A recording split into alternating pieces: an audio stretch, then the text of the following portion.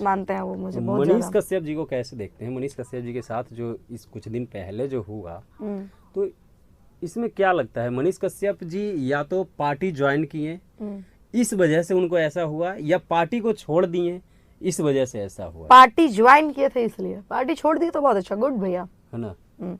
मनीष कश्यप भैया ने भी मुझसे कहा था कि बाबू अच्छा गाओ, ठीक है, बिल्कुल। और बाबू अच्छा गाओ, बहन हो। हम बोल रहे हैं ना कि मेरे जीवन में जितने लोग हैं ना, बहन बोलते हैं, बाबू बोलते हैं, बेटा बोलते हैं। इस बार मनीष कश्यप की फिर से तैयारी चल रही है, क्या लगता है इस बार?